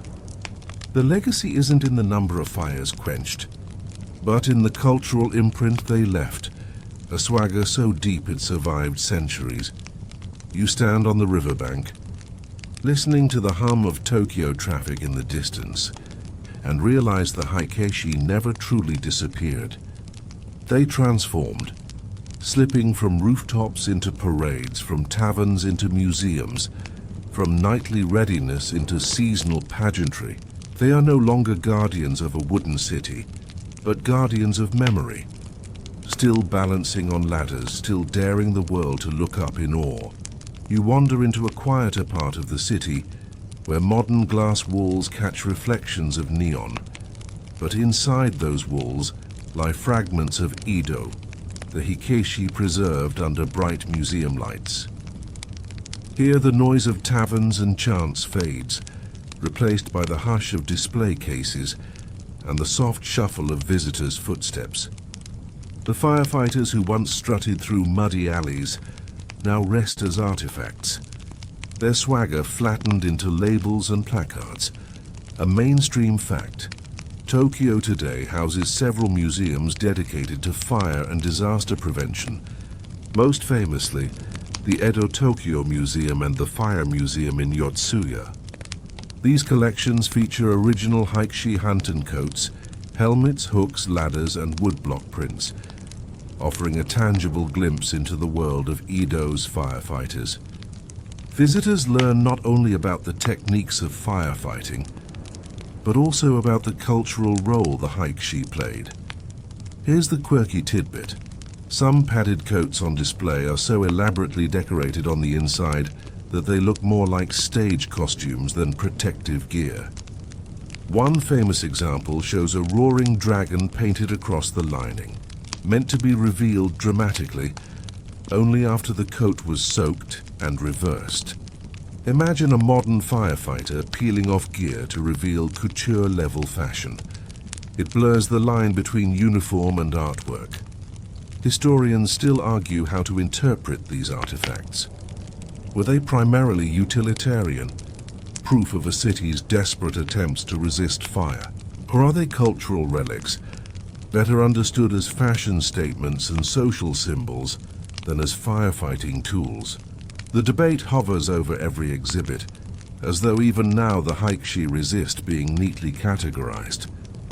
You press closer to the glass and peer at a helmet shaped like a squat bowl, charred edges still visible. The placard explains it offered little true protection, but its symbolic value mattered more. Nearby, bamboo hooks lean against a wall, their handles worn smooth by countless hands. You can almost feel the calluses of the men who once swung them, tearing down walls, while neighbors shouted prayers. Visitors around you murmur quietly. A child tugs at their parent's sleeve, pointing at a woodblock print of firefighters in mid-brawl. The parent chuckles softly, explaining that these men were both protectors and troublemakers. Even here, centuries later, the hikeshi's contradictions provoke amusement and admiration. You step into another hall where a reconstructed fire tower looms. Climbing the steps, you imagine once again the lonely watchman peering across Edo's paper and wood expanse, waiting for the wisp of smoke that could change everything. From this perch, the museum reminds you that the hikeshi weren't just myths. They were men, tired and bored, sometimes brave, sometimes drunk, sometimes both at once, and yet, preserved under lights, their tools and coats feel strangely fragile. Once they belonged to men who sweated and bled in them. Now they are delicate treasures, their colors fading, their fabrics carefully controlled for humidity. You sense the irony. Objects once meant for destruction are now guarded from it at all costs. As you leave the gallery, you realize the museums aren't mausoleums. They are bridges, through glass and placard. The hikeshi whisper across centuries, reminding visitors that Edo burned, rebuilt, and burned again. And that somewhere in the smoke, men in padded coats once climbed rooftops with more swagger than sense. You follow the museum's glow back into the night, but Edo's firefighters won't leave you alone. Their images flicker everywhere, even in places you don't expect. From kabuki stages to manga panels, the hikeshi have become stock characters, reappearing again and again, centuries after their fire bells fell silent. A mainstream fact, Edo period kabuki theater frequently featured firefighters as heroes or comic foils. Audiences adored watching padded coats and ladders recreated on stage, often in exaggerated form. A popular subgenre of kabuki called hikeshi mono turned firefighting into entertainment, dramatizing rooftop battles and romantic entanglements with a flair that made the real thing look tame. It was history rewritten nightly, flames replaced by stage smoke, bravery polished into spectacle, the quirky tidbit. In some plays, hikeshi weren't portrayed as stoic heroes at all.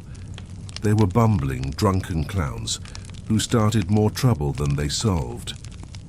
Crowds laughed as stage firefighters brawled over imaginary turf, just as their real-life counterparts did in taverns.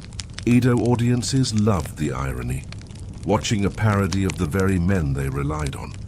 It was proof that satire didn't just live in woodblocks, it strutted proudly under stage lanterns too. Historians still argue whether these portrayals cemented the hikeshi status as folk heroes or eroded their credibility. Did theater immortalize them as icons of commoner pride, or did it reduce them to punchlines? Some scholars claim the answer is both. Kabuki turned them into characters so vivid that their real-life flaws and virtues blurred, forever mythologized. You glance at modern culture and see the echoes. Manga and anime continue the tradition, casting firefighters as brave protectors or mischievous rogues. Sometimes they wield futuristic water cannons, sometimes they wrestle supernatural flames, but the DNA is clear. The swagger of Edo's hikeshi lingers. Even television dramas occasionally revisit their story, painting the firehouses as hotbeds of loyalty, bravado, and chaos. And then there are festivals, where modern performers climb ladders and strike daring poses, their silhouettes framed against winter skies. The crowd gasps, claps, and points phones skyward, capturing scenes that look suspiciously like kabuki still frames. The line between performance and reality, theater and history, is as blurry now as it was centuries ago. You realize that the hikeshi survived not because of their firefighting tactics, but because they became symbols in stories. They were the swaggering everymen who faced danger with bravado, the rowdy clowns who stumbled into fights, the folk heroes who made Edo feel less fragile. Whether on a kabuki stage, a festival ladder, or a comic page, they keep appearing, reminding each new audience that bravery and vanity can be two sides of the same coin. As you continue down the street, neon signs buzz overhead, but in your mind's eye you still see painted coats, bamboo hooks, and rooftops lit by firelight. The hikeshi have stepped out of Edo and into legend, their story retold endlessly, always with a wink and a cheer. You step into the last stretch of Edo's shadow, and the city feels quieter now, as if even the ghosts of flames have grown tired. The rooftops no longer seem to crouch in anticipation, and the alleys, once filled with chants and clatter, settle into a deeper stillness. The hikeshi linger in your thoughts, but their noise fades, leaving behind only the faintest ember of memory. A mainstream fact, by the late 19th century, with the fall of the Tokugawa shogunate and the rise of the Meiji state, Edo's hikeshi system was dismantled and replaced with more modern fire brigades modeled on Western systems. Professionalized forces, water pumps, and stricter building codes gradually pushed the padded coats and bamboo poles into obsolescence. What had once been a noisy, swaggering brotherhood became a chapter in history, the quirky tidbit. Even after their official dissolution, some former hikeshi paraded in their coats during festivals, reluctant to surrender the identity that made them folk heroes. Crowds still cheered, though now it was nostalgia rather than necessity. It was as if Edo's firefighters couldn't quite give up their stage, still balancing on ladders long after. The flames they were meant to fight had gone. Historians still argue whether the hikeshi should be remembered as true defenders of Edo, or as colorful relics who embodied more spectacle than substance. Were they genuine protectors who preserved countless lives, or were they simply symbols of resilience, living metaphors for a city perpetually on the edge of burning? The debate persists, much like the faint smell of smoke in old cedar. You look around one last time. The shrines to fire victims stand quiet, the coats in museums hang mute, and the festivals continue each year with their pageantry. The hikeshi's world was fragile, theatrical, sometimes absurd, but it was also profoundly human. They lived in waiting, in swagger, in camaraderie, in loss, and in doing so they became the pulse of a city that thrived on impermanence. The lanterns dim. The streets blur into shadow. The last echoes of chants fade into silence. Haddop exhales, and so do you. And now, as the embers fade from our long journey, let yourself slip deeper into the quiet. Imagine the padded coats folded neatly away, the bamboo poles resting in stillness, the watchtowers standing empty against a calm sky. The noise of taverns, the clash of rival crews, the chants that once shook alleys, all of it dissolves into a softer hum, like a lullaby written in smoke. The city no longer burns. The rooftops no longer tremble. What remains is the steady rhythm of breath, the gentle creak of wood settling in the night, and the faint shimmer of moonlight brushing across paper walls. The hikeshi are gone, their swagger only a story now, their bravery only a memory stitched into fading cloth. Yet their presence lingers, not as noise but as calm.